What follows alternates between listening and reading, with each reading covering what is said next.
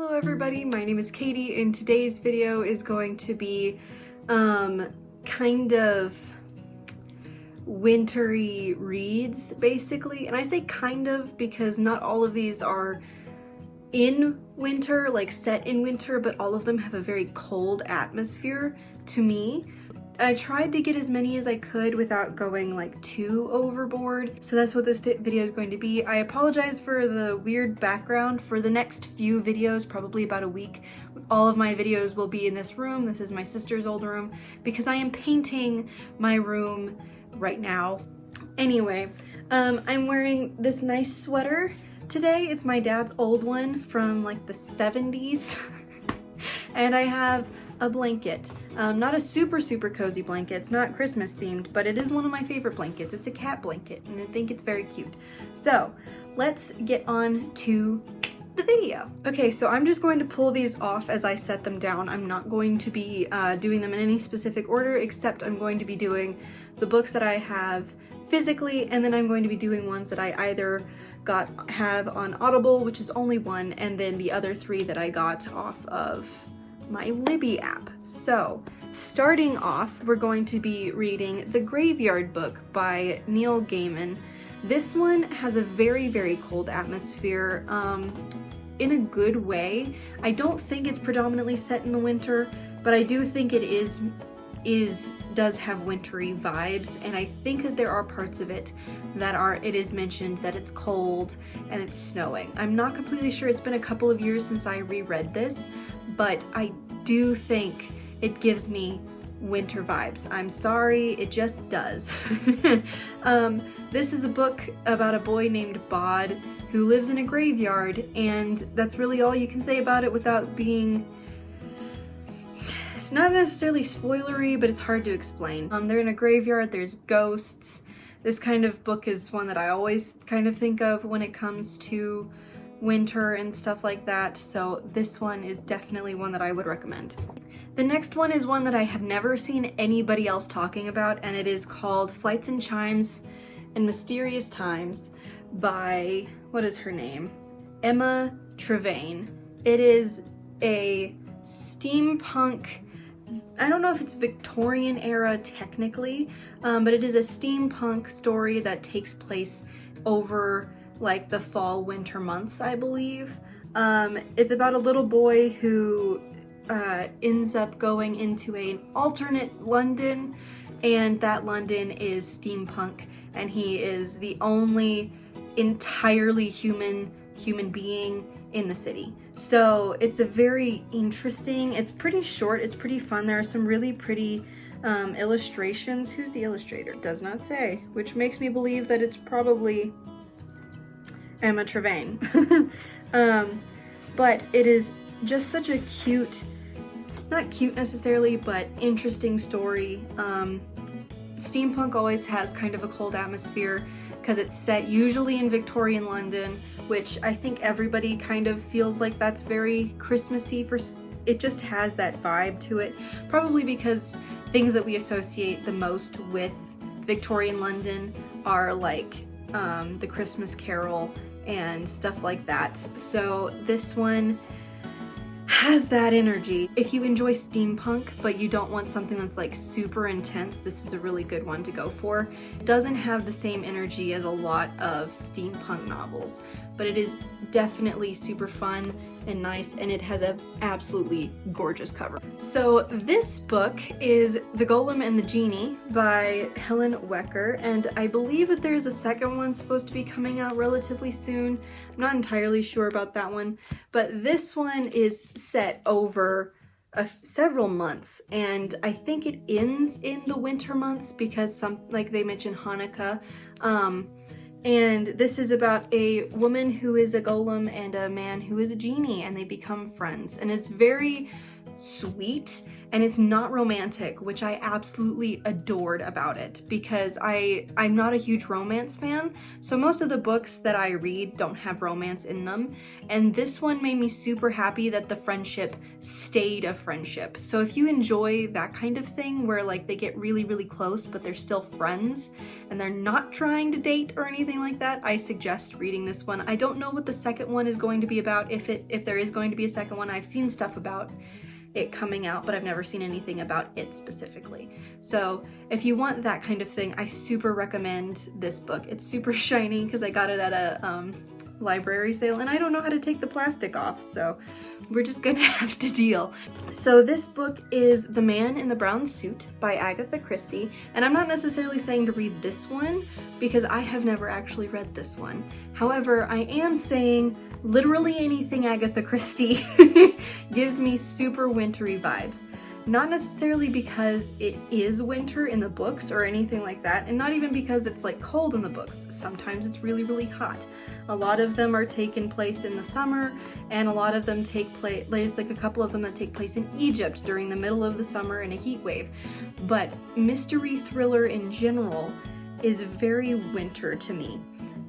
This isn't thriller, this is mystery, but I am always in the mood to read mysteries in the winter. If I want to read just a plain mystery, it'll probably be in the winter, and Agatha Christie is the most well-known mystery author, and in my opinion is probably the best. I am super picky about my mysteries and stuff. They can't be super easy, super simple, and they have to be pretty interesting, like to read about with the characters and stuff, and the writing has to be nice. I will say, because these came out in like the mid-1900s, early to mid-1900s, they're kind of hard to read if you're not used to it, so I would suggest finding an easier one, like And Then There Were None. That one's a pretty easy one to read, and start off with those. Some people are going to really dislike this one because a lot of people really hated this book and a lot of people are really mad at this author right now.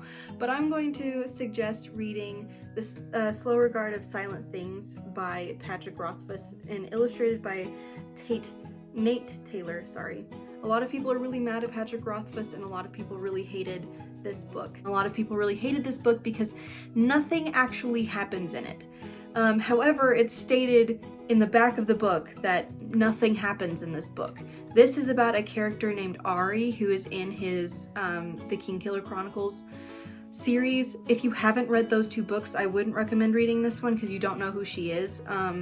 But she's in those stories, and this is basically just a night with Ari and the weird goings on that happen when she, like in her life, and what she does all day and all night and stuff like that. I think it's very cold, it's very sweet, it's very interesting to see what she's doing and how she does things.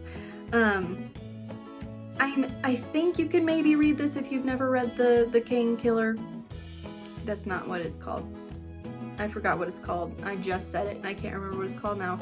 But the Name of the Wind and that stuff. If you haven't read those two, I think you can still read this. You won't know who she is or why she's necessarily important, but nothing spoilery for those two books happens in this. So there's that.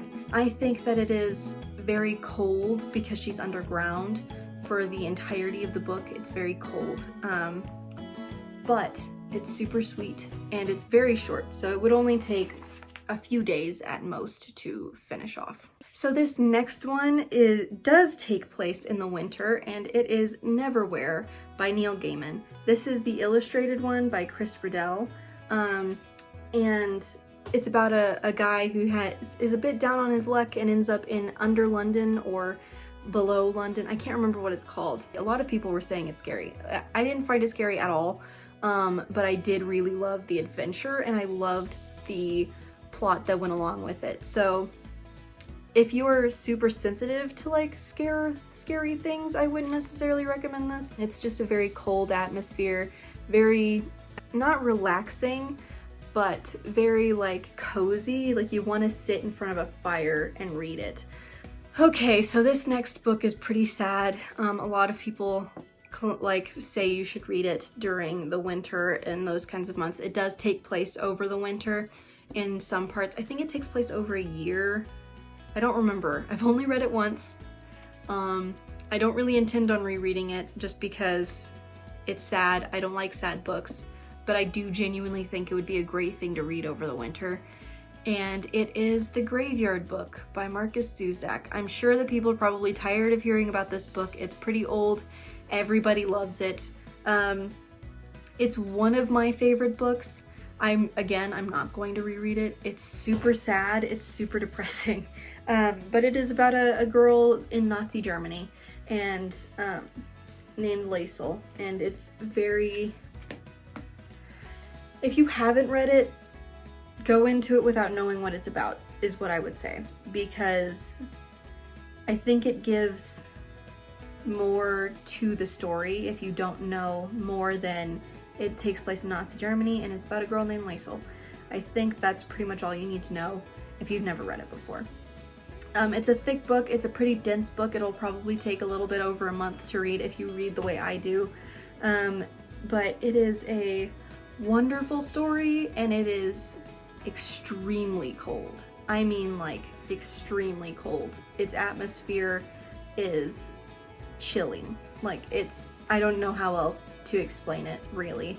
Sitting on the couch with your cat, some coffee. Oh, my coffee. Anyway, some coffee, and just relax and read for a few hours. I think this would be perfect for that. My last physical book is extremely short. You can read this in probably under an hour, but it's very pretty, super pretty. And it is definitely over winter, and it is The Ice Dragon by George R. R. Martin. This is literally like so short. Oh, and it's illustrated by Louise Royo. But it is super, super short. You could read this in like an hour, but it's super cute. Not cute, but it's very fun. It's a very, very pretty book. The illustrations are gorgeous. Like, let me show you the front cover of it, inside jet cover. The illustrations are absolutely gorgeous, and it definitely is cold. It's about an ice dragon. Nothing necessarily cozy about this one, nothing necessarily Christmassy about this one. If you haven't noticed, I kind of avoided specifically Christmas themed books just because I want people who don't celebrate Christmas to be able to read these. But anyway, absolutely fantastic. Very, very short, tiny little fantasy book, novella really, that you can read in a couple of hours, if that, and get that like right out of the way. It's a wonderful little book. I loved it. So lastly, I have all of my audiobooks and books that I got off of my Libby. And those I have on this little notepad. So the first one is The Death of Mrs. Westaway by Ruth Ware. It's easily my favorite Ruth Ware novel. I've read a lot of them. This one takes place in, I think, winter London. It might not be winter, but I'm pretty sure it is. It doesn't give any like specific months or anything like that. But it's extremely cold. It's rainy. It's got snow and ice at the end and like a bunch of things. Mystery thrillers, again, just very cold, very wintry to me. And this one is definitely the most wintry of all of her books, in my opinion. I loved those. They were so good. So the next one is going to be The Miraculous Journey of Edward Tulane by Kate DiCamillo. This one is about a little toy bunny who gets lost, and he learns how to be humble and appreciate what he has, basically. It's very cute. It's kind of sad in a lot of places, and it's a journey. It's an adventure. It's good for kids, I believe. It is kind of on the longer side. I thought that it was really short when I first read it, but it actually isn't. This one I read. I didn't listen to the audiobook. But it's very pretty, very well written. My cat's trying to get in, but we're not gonna let her in. And it's not necessarily cold. There's only a few places, because it takes place over several years. There's a few places where like Christmas and holidays are mentioned, snow, that it's cold, stuff like that. Not that this like toy bunny could feel the cold, but it's mentioned and it has very nice energy to it.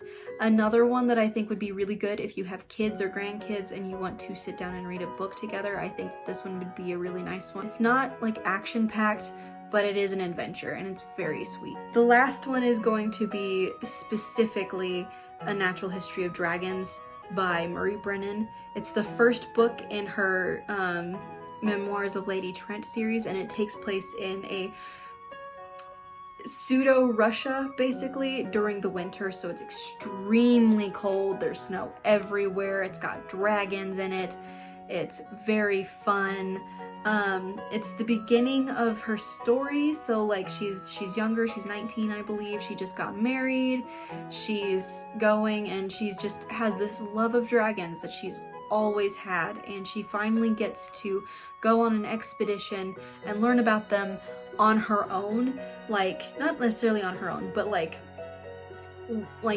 in real time. She's not reading books to learn, she's there doing it, and it is super fascinating. It's extremely slow. It's literally basically a historical fiction with dragons in it, and if you like that kind of thing, it's wonderful. There's some parts that are action-packed, but predominantly it's more of a historical fiction. It doesn't take place in any specific like real life country, but the one that she's from is basically Victorian England, and then she goes to a pseudo Russia area, or maybe Ukraine, somewhere where it's really, really cold. It gives me Russia vibes, but it might not be specifically Russia. It is a wonderfully written book. It is my favorite. I loved that book so much. It's my favorite of the entire series. The first book and I think the fourth book are my favorites, if I'm remembering the title orders correctly, which could be wrong. But that one specifically has the most wintry, just cold, wonderful atmosphere, and I love it. Those are all the books that I have for you today. I hope you enjoyed the video, and I hope you enjoy some of the books if you decide to read any of them. And until next time, I will see you all later. Have a good day, good evening, or good morning, depending on what time you're watching this and where you are, and happy reading. I will see you all on my next video. Bye!